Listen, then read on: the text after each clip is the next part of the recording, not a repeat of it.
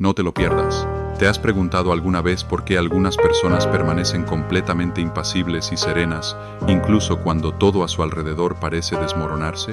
Cuando el mundo arde en pánico, cuando otros gritan, reaccionan, se defienden o pierden el control por las cosas más insignificantes, estas personas permanecen en silencio, casi imperturbables, observando cómo se desarrolla la vida con ojos tranquilos, como un lago en calma. La mayoría vivimos con los nervios a flor de piel. Una sola palabra fuera de lugar, una expresión extraña, un mensaje tardío, una respuesta fría o incluso una pequeña decepción bastan para desatar una tormenta interior. Sin embargo, hay personas que parecen existir en un plano de conciencia diferente. Sienten profundamente, pero no se dejan consumir por la emoción. Sus emociones fluyen a través de ellas como corrientes de energía, observadas, pero no controladas. Carl Jung creía que los seres humanos no reaccionamos a los acontecimientos en sí mismos. Más bien, reaccionamos al significado que inconscientemente les hemos atribuido. Una palabra solo duele cuando toca una herida que nunca sanó. Un silencio solo duele cuando toca un miedo que nunca hemos enfrentado. Cada reacción que sentimos es una señal de que algo dentro de nosotros permanece oculto, silenciado o rechazado. La calma no es insensibilidad emocional, no es una máscara. Es el resultado de un largo y a menudo doloroso proceso interno. Dejar de culpar al mundo y, en cambio, entablar un diálogo más profundo con nuestra propia sombra. Cuando finalmente nos atrevemos a ver aquello de lo que hemos estado huyendo, las reacciones pierden su poder. Se disuelven y la conciencia recupera su lugar legítimo. Pero ¿cómo alcanzamos ese estado? ¿Cómo podemos detener la oleada automática de emoción que surge cada vez que algo toca una parte sensible de nosotros? ¿Cómo elegimos la conciencia en lugar de dejarnos arrastrar por viejos patrones? ¿Cuál es el mecanismo que subyace a las reacciones que consideramos naturales? Hoy exploraremos las capas más profundas de la psique humana. Un lugar donde la reacción deja de ser un destino y se convierte en un espejo que nos guía de regreso a nosotros mismos. Diagnóstico: no estoy viviendo, solo estoy reaccionando. Hay momentos en la vida en que parece que no estás viviendo de verdad, sino simplemente rebotando entre estímulos emocionales, constantemente arrastrado por los acontecimientos externos. Una respuesta tardía te inquieta. Un comentario breve te arruina la noche. Un momento de silencio se siente como rechazo. Y antes de darte cuenta, toda tu existencia se convierte en una cadena de reflejos, no de elecciones. Reaccionas no a lo que sucede, sino al miedo al abandono, al juicio, a la insignificancia o a no ser suficiente. Jung lo llamó vivir inconscientemente, un estado en el que el yo consciente ya no está al mando, sino que se convierte en una marioneta controlada por heridas sin sanar. La gente cree que es intuitiva, emocional, profunda o sensible. Pero la mayoría de las veces, simplemente reflejamos cada estímulo externo como un espejo que ha olvidado que también puede elegir qué mostrar. Alguien nos elogia y resplandecemos. Alguien nos critica y nos empequeñecemos. Alguien nos malinterpreta y nos enfurecemos. Alguien nos ignora y nos derrumbamos. Nuestras emociones se vuelven completamente dependientes del mundo exterior, como si hubiéramos perdido nuestro centro de gravedad interno. Cuanto más sensibles somos a las señales externas, más profundos nos creemos. Pero a menudo, esa sensibilidad es simplemente el resultado de un mundo interior inestable, donde cualquier movimiento externo sacude algo frágil en nuestro interior. Casi todo lo que decimos o hacemos está influenciado por dos fuerzas: el inconsciente colectivo y las heridas personales que hemos reprimido.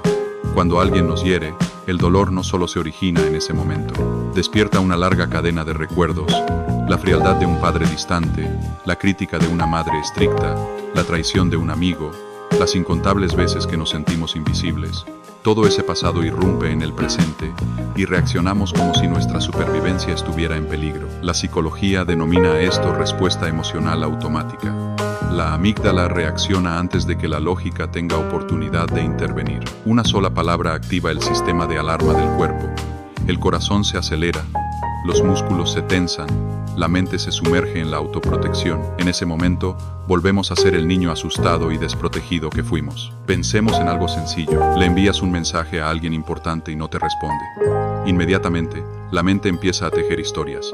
Me está ignorando. Debo haberle molestado. No me valoran. Estas suposiciones no surgen de la realidad, sino de viejas heridas de haber sido ignorado. Reaccionas a la sombra de tu pasado, no a la persona que tienes delante. Esta es la tragedia de la reacción. Nos hace vivir en un tiempo que ya no existe. Y pronto, la reacción se convierte en adicción. La psique se vuelve dependiente de la estimulación emocional, ira, tensión, miedo, indignación. Estas emociones crean una falsa sensación de vitalidad, pero agotan nuestra energía interior. Cuanto más reaccionamos, más nos alejamos de nuestro centro. Cuanto más nos alejamos, más estimulación necesitamos, como beber agua salada, que solo empeora la sed. Esta es una silenciosa tragedia de la humanidad moderna, confundir la reacción con la vida. Jung decía que vivir inconscientemente es como mirarse en un espejo sin darse cuenta de que el reflejo es uno mismo. Creemos que el mundo nos ataca, pero en realidad, solo vemos proyectado hacia afuera nuestro fragmentado mundo interior. Una persona fría nos hiere porque despierta el anhelo de calidez que nunca recibimos. El juicio nos perturba porque toca las partes de nosotros mismos que secretamente desaprobamos. Pero en lugar de interpretar estas señales, las combatimos externamente. Discutimos, nos retiramos, acusamos, evitamos. Levantamos muros, exigimos, nos retraemos. Repetimos la misma historia una y otra vez, porque el problema nunca estuvo afuera. El mecanismo de la proyección. La proyección, según Jung, es uno de los mecanismos psicológicos más antiguos, y casi todo el mundo cae en él sin darse cuenta. Es el acto de proyectar hacia afuera las partes de nosotros mismos que nos negamos a afrontar. Como un proyector de cine que proyecta imágenes en una pantalla, estas imágenes parecen aparecer allá afuera, pero su origen reside en nuestro interior. Alguien te irrita y crees que es su culpa. La seguridad de alguien te da envidia y piensas que es arrogante. El silencio de alguien te duele y asumes que no le importas. Pero estas reacciones revelan mucho más sobre ti que sobre ellos. La proyección es sutil. Nunca nos damos cuenta de que la hacemos. Pensamos que la gente es tóxica, que la vida es injusta, que las relaciones son decepcionantes. Pero cada afirmación revela nuestro mapa interior, nuestras vulnerabilidades, miedos y heridas sin sanar. El mundo es neutral, nuestra percepción lo pinta. Imagina un espejo polvoriento. No importa lo bonita que sea la habitación, el reflejo se verá distorsionado. En lugar de limpiar el espejo, intentamos arreglar el reflejo, culpamos a los demás, nos resentimos con las circunstancias, criticamos la vida. Olvidamos que estamos luchando contra nuestro propio reflejo. La proyección es el escudo del ego. Cuando una emoción es demasiado incómoda, celos, inseguridad, deseo, miedo, la mente la proyecta hacia afuera. Pero lo que se proyecta siempre regresa a través de las personas que conocemos. Nos topamos con egoísmo, arrogancia, crueldad y debilidad en los demás, solo para darnos cuenta de que son precisamente los rasgos que hemos negado en nosotros mismos. Quien se enorgullece de ser siempre amable, sufrirá profundamente ante la indiferencia, porque su propia indiferencia reprimida aflora. Quien intenta demostrar seguridad se verá afectado por la arrogancia, porque se enfrenta a su propia inseguridad. El mundo se convierte en un teatro donde nuestro inconsciente representa sus papeles ocultos. La proyección nos ciega, pero también nos guía. Jung creía que es la primera puerta al despertar, no imaginando la luz, sino haciendo consciente la oscuridad. Cuando reconocemos que el mundo nos refleja, algo cambia. Las reacciones disminuyen, la observación aumenta, la compasión surge naturalmente. Juzgamos menos, porque vemos al niño herido detrás de cada comportamiento. La persona enojada está aterrorizada. El manipulador protege una debilidad. Quien parece frío esconde un corazón tierno. El mundo deja de ser un campo de batalla y se convierte en un aula. Cada vez que algo te afecte, pregúntate, ¿qué dentro de mí se ve afectado? Esta simple pregunta distingue al reactor inconsciente del observador despierto. Cuanto más iluminas tu ser interior, más claro se vuelve tu mundo exterior. Y a través de esta claridad nace la calma, no porque la vida se vuelva amable, sino porque dejas de proyectar tus sombras sobre ella. Encuentro con la sombra. Cuando la niebla de la proyección comienza a disiparse, cuando dejamos de ver el mundo a través del miedo o el juicio, entramos en una fase más profunda, el camino que Jung llamó encuentro con la sombra. Esta es una de las etapas más desafiantes del despertar, porque nos obliga a confrontar las partes de nosotros mismos que hemos evitado durante toda la vida. La sombra no es un adversario, es el fragmento olvidado del alma, encerrado en las capas más profundas del inconsciente durante los primeros años de vida, cuando nos enseñaron a ser buenos, a ser dignos de amor, a ser aceptables. Cada vez que alguien nos llamaba egoístas, aprendíamos a ocultar nuestras necesidades. Cada vez que nuestra vulnerabilidad era ridiculizada o castigada, enterrábamos nuestra ternura. Cada vez que nuestras imperfecciones eran recibidas con humillación, forjábamos una máscara de fortaleza. Y así, poco a poco, nuestro yo auténtico fue exiliado a la oscuridad, dejando tras de sí una versión social de nosotros que funciona a la perfección en apariencia, pero que es despiadada por dentro. Este patrón se observa en todas partes. Algunas personas intentan sin cesar demostrar su fortaleza, que son invulnerables, independientes, inmunes a las necesidades. Sin embargo, bajo esa armadura, yace un niño que nunca recibió el cariño que necesitaba. Cuando la vida, sin querer, roza esa vieja herida, ya sea por indiferencia, rechazo o incluso silencio, reaccionan con una fuerza desproporcionada. No porque el momento presente sea insoportable, sino porque un dolor mucho más antiguo nunca ha sido atendido ni sanado. Así es como la sombra exige atención. Se manifiesta a través de la turbulencia emocional, con la esperanza de que por fin la escuchemos. Psicológicamente, la sombra es como un denso archivo de datos reprimidos. Es un sistema operativo oculto que funciona silenciosamente bajo cada decisión, cada hábito, cada impulso. Influye en las parejas que elegimos, los conflictos que atraemos, los miedos que repetimos. Cada vez que estallamos en ira o nos paralizamos por el miedo, es el viejo programa el que se activa.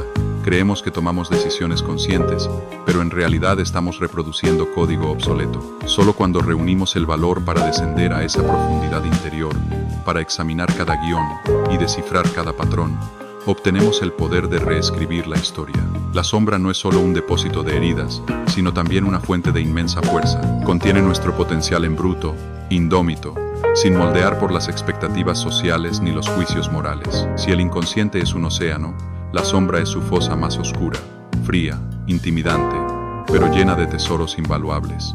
Jung la llamó la materia primigenia del alma. Al tocarla, tocas la capa más antigua y poderosa de tu ser. Enfrentar la sombra no significa ahogarse en la vergüenza o la culpa. Significa mirar directamente aquello que nos incomoda, ofreciéndonos compasión en lugar de castigo. En el momento en que podemos decir, sí, hay una parte egoísta en mí, una parte temerosa, una parte necesitada, una parte que anhela validación, abrimos la puerta a la plenitud. La aceptación es la medicina que disuelve la inconsciencia. Todo lo que se ve conscientemente comienza a suavizarse. Uno de los primeros indicadores de que la sombra está emergiendo es la resistencia. La mente comienza a justificar, negar, culpar, desviar. Insiste, yo no soy así, me empujaron, ellos causaron esto. Pero en el momento en que nos detenemos y preguntamos, ¿qué parte de mí está hablando ahora?, pasamos de reaccionar a observar. En ese preciso instante, la sombra deja de ser un monstruo y se convierte en una guía. Cada emoción que surge se transforma en un mensaje en lugar de una amenaza.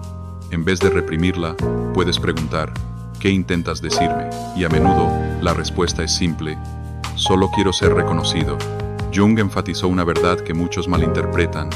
Uno no se ilumina imaginando la luz, sino haciendo consciente la oscuridad.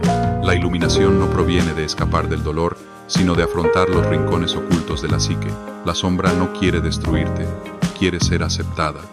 Quiere que seas lo suficientemente sabio para decir, no soy perfecto, y eso no disminuye mi valor. Cuando logras hacerlo de verdad, la sombra comienza a disolverse, y la misma energía, antes reprimida, regresa como creatividad, intuición, serenidad interior y confianza. A medida que aprendes a comprender tu propia sombra, tu capacidad para comprender a los demás se expande naturalmente. Reconoces que todos llevamos dentro partes similares de nosotros mismos, enterradas. Simplemente no hemos desarrollado el valor para mirarlas. Y así, en lugar de juzgar, empatizas. En lugar de reaccionar, observas.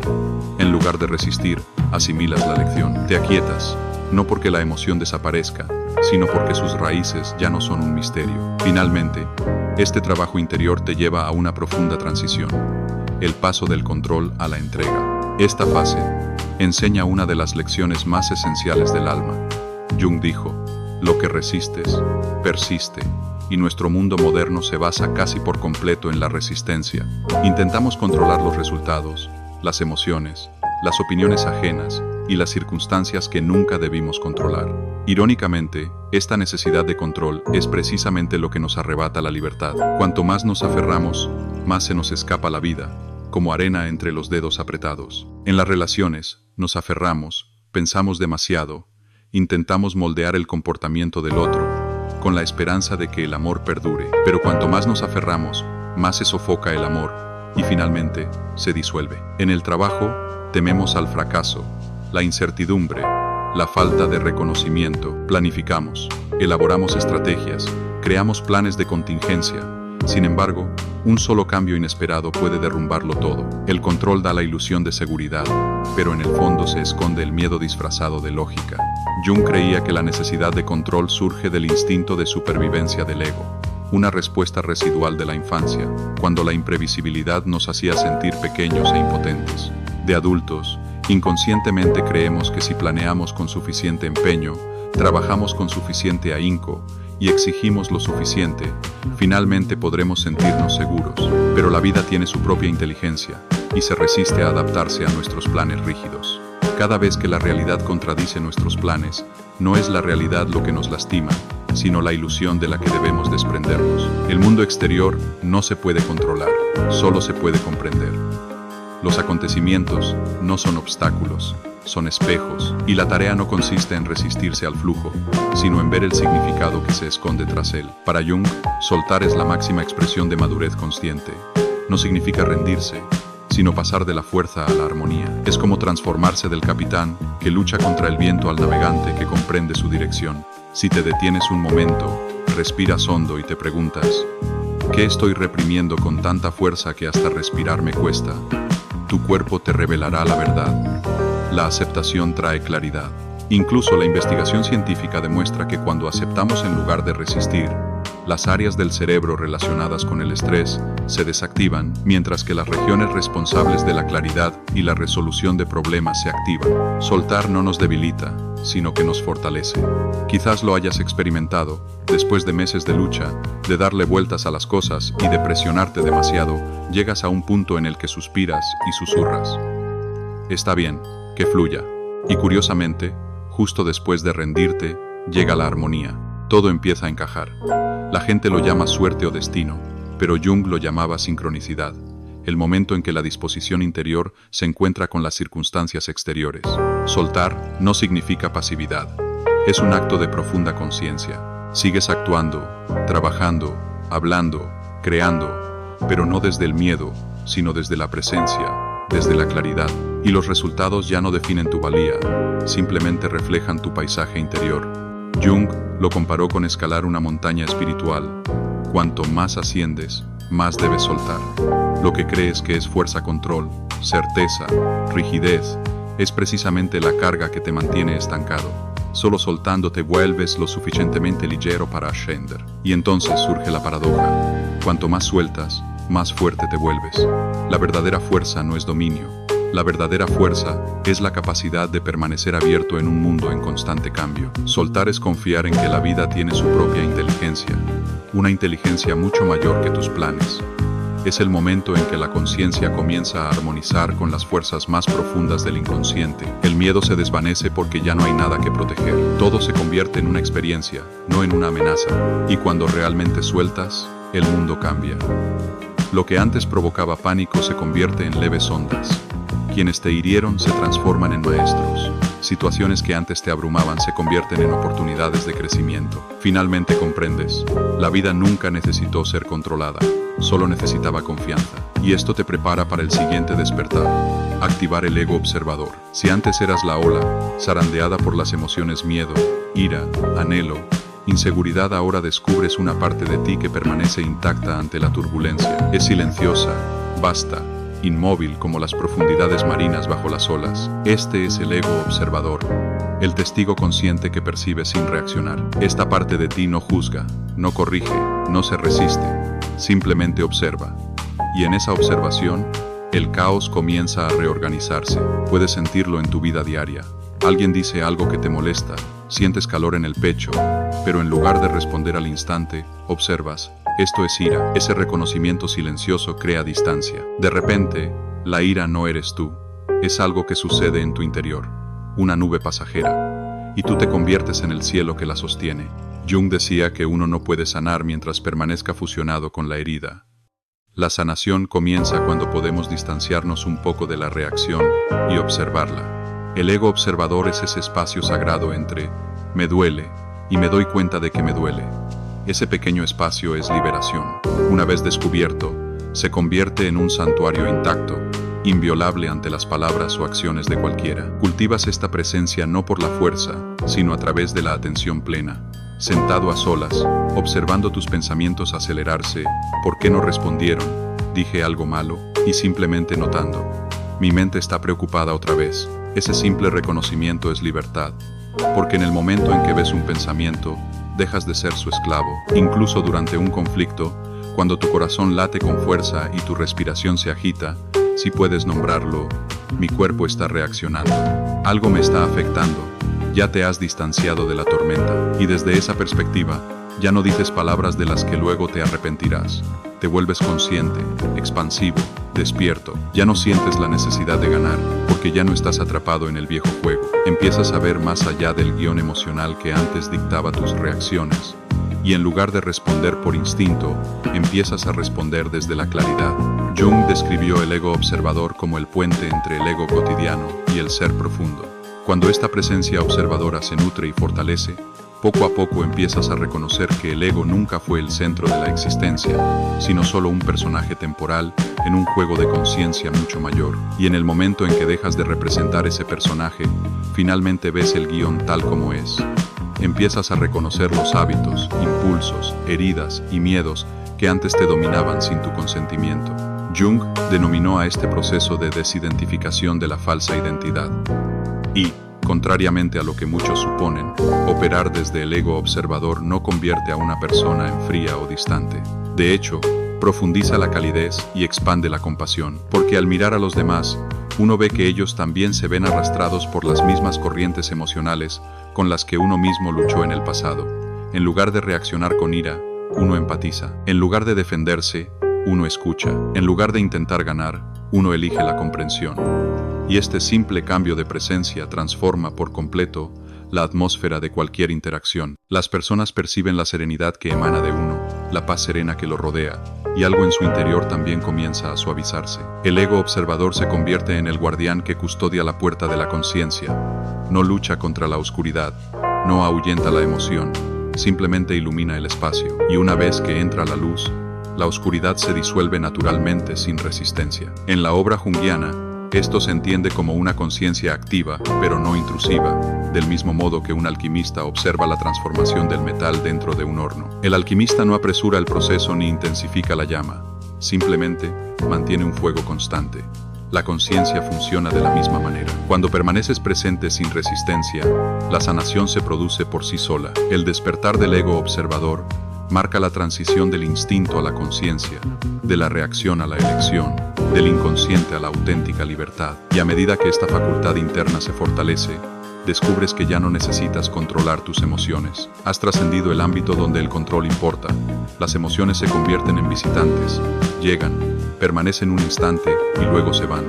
Las recibes, las reconoces y las dejas ir. Y en este espacio, ya no te define lo que sientes. Este es el verdadero significado de la calma, no la ausencia de emoción, sino la capacidad de permanecer plenamente presente dentro de la emoción, sin ahogarte en ella. Reestructuración del ego. Una vez que el ego observador despierta, comienzas a percibir con claridad las máscaras que antes creías que eran tu identidad. Cuanto más se mira hacia atrás, más evidente se vuelve que gran parte de la vida se construyó sobre cimientos frágiles, roles y máscaras sociales.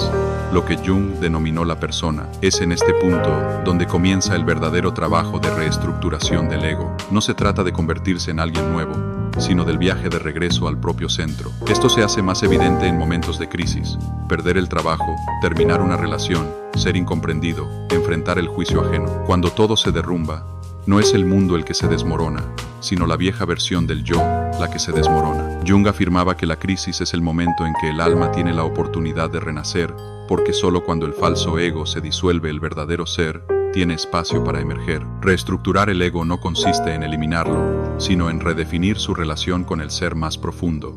El ego es necesario, nos ayuda a desenvolvernos en el mundo, pero no debe pretender ser el que manda. Jung lo comparó con un sistema solar. El ego es un planeta que orbita alrededor del sol central del ser. Sin embargo, la mayoría de las personas viven como si el ego fuera el sol. Cuando reconocemos esta desalineación, comenzamos a regresar a nuestra órbita natural. Y este retorno es la esencia de la humildad espiritual.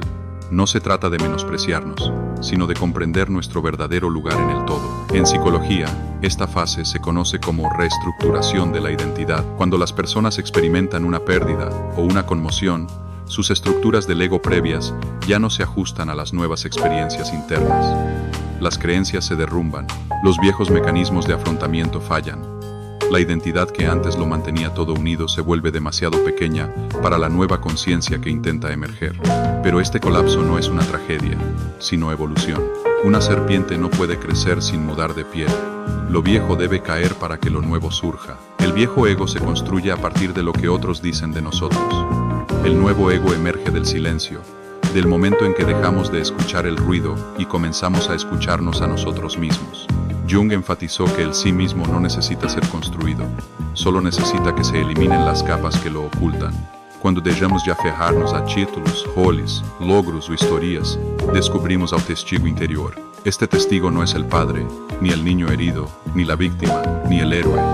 Es la presencia pura que observa a todos con compasión. Imagina un árbol antiguo. Las tormentas pueden desgarrar sus ramas, los vientos pueden arrancarle las hojas, pero el tronco permanece firme. El tronco es el ser, inmutable. Las ramas y las hojas son roles e identidades, temporales, estacionales, siempre cambiantes. La madurez no consiste en evitar la caída de las hojas, sino en comprender que perderlas es simplemente parte del ciclo natural, no el fin de la existencia. Reestructurar el ego implica reevaluar nuestra relación con el mundo. A nivel del ego, nuestra autoestima depende de la retroalimentación. Los elogios nos hacen sentir valiosos, las críticas nos derrumban, pero una vez que el ego se reposiciona, ya no vivimos de la reflexión, sino de la luz interior. No necesitamos confirmación externa de que somos buenos o valiosos. Lo sabemos internamente, y este conocimiento es silencioso pero inquebrantable. Comienzas a comprender una gran paradoja. El ego no necesita ser destruido, solo apaciguado. Se angustia cuando se le obliga a mantener el control, cuando se le permite descansar. Cuando el ser observador toma las riendas, el ego se convierte en un servidor en lugar de un gobernante. Comienza a apoyar al alma en vez de dominarla. Y a partir de este momento, la vida se siente más ligera, no porque el ego haya desaparecido, sino porque ya no es una jaula. En esta etapa, la calma deja de ser una meta y se convierte en un resultado natural de la integración interior. Ya no te debates entre quién deseas ser y quién eres.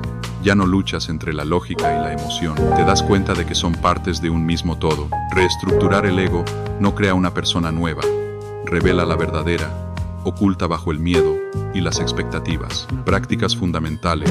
Antes de continuar, haz una pausa. Si has llegado hasta aquí, adentrándote en las profundidades de la psique, llevas dentro una chispa, un movimiento sincero del alma, un deseo silencioso de comprenderte. La siguiente parte no es teoría, sino práctica. La puerta a la verdadera transformación. La primera práctica no es una técnica, sino una forma de vivir. Haz una pausa, respira profundamente y pregúntate, ¿qué está sucediendo dentro de mí ahora mismo? Esta pregunta no busca una respuesta, simplemente te devuelve al presente. El inconsciente nos gobierna solo cuando estamos ausentes. En el momento en que regresas a este momento, las reacciones automáticas pierden su poder. Esta práctica puede comenzar con las experiencias más pequeñas. Al beber agua, al discutir, al sentir ansiedad, haz una pausa para respirar. Observa el movimiento interno sin juzgar ni intentar corregirlo. Ese instante de conciencia es la meditación junguiana, la meditación de la conciencia viva. La segunda práctica es el diálogo con el inconsciente. Jung lo llamaba imaginación activa, hablar con las imágenes, las emociones y los recuerdos que emergen. Cuando una emoción intensa aflora miedo, celos, tristeza, pregúntale con suavidad, ¿qué mensaje traes? Escribe el diálogo, dibuja la imagen o simplemente escucha. El inconsciente no se expresa con palabras, sino con símbolos. Al escuchar, comienza la sanación. La siguiente práctica consiste en honrar las emociones en lugar de resistirlas. La sociedad nos enseña a evitar el miedo, ocultar la ira y reprimir las lágrimas. Pero Jung veía las emociones como portales sagrados hacia el alma. Cada emoción contiene energía que busca expresión y comprensión. Cuando nos permitimos sentir sin juzgar, la energía emocional se vuelve consciente. La ira, al ser afrontada directamente, se convierte en autoestima. La tristeza, al ser aceptada, se convierte en compasión. La transformación no se produce mediante la disciplina, sino a través de la luz de la conciencia. La siguiente práctica es la escritura, no para liberar emociones, sino para revelarlas. Jung animaba a registrar los sueños, las emociones y los diálogos internos para conectar directamente con el inconsciente. La escritura revela patrones, símbolos y repeticiones. Al escribir, deja que la mano se mueva antes que la mente. Escribe como si transcribieras una voz suave en tu interior. A través de cada línea, comienzan a revelarse hilos invisibles, las conexiones entre pasado, presente y psique. Otra práctica sutil es la contemplación en silencio. No un silencio de evasión, sino un silencio que escucha. 10 minutos al día, sin objetivos, sin técnicas, simplemente siéntate y siente la vida, la respiración, los latidos del corazón, los sonidos lejanos. En ese silencio, el ego descansa y el ser habla. Cuando permanecemos en silencio el tiempo suficiente, la claridad surge naturalmente. A medida que estas prácticas se integran a tu rutina diaria, sucede algo extraordinario. La vida comienza a practicar contigo. Cada persona, cada desafío, cada conversación se convierte en un espejo.